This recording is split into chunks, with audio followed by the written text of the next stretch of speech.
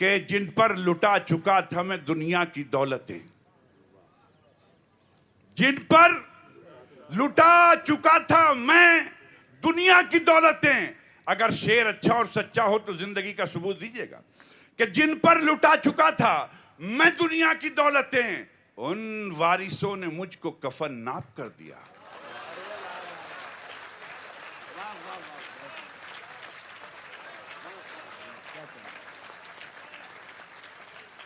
जिन पर लुटा चुका था मैं दुनिया की दौलतें, उन वारिसों ने मुझको कफन नाप कर दिया।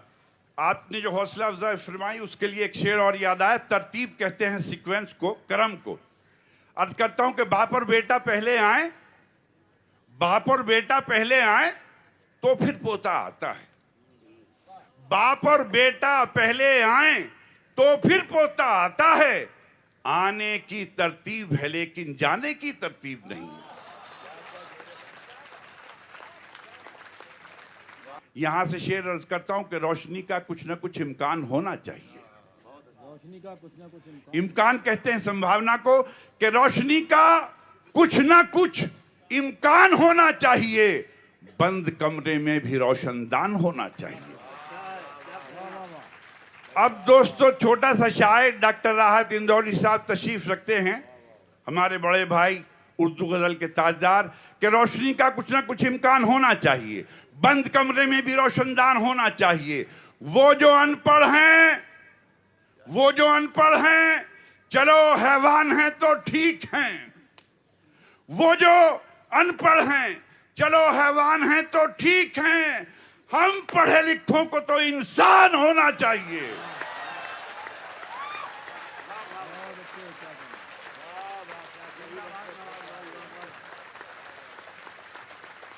वो जो अनपढ़ हैं, चलो हैवान हैं तो ठीक हैं।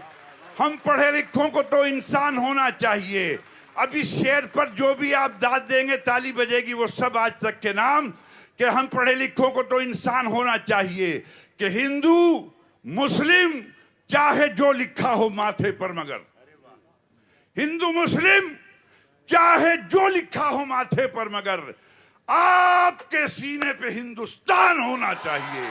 आपके सीने पे हिंदुस्तान होना चाहिए। Thank you.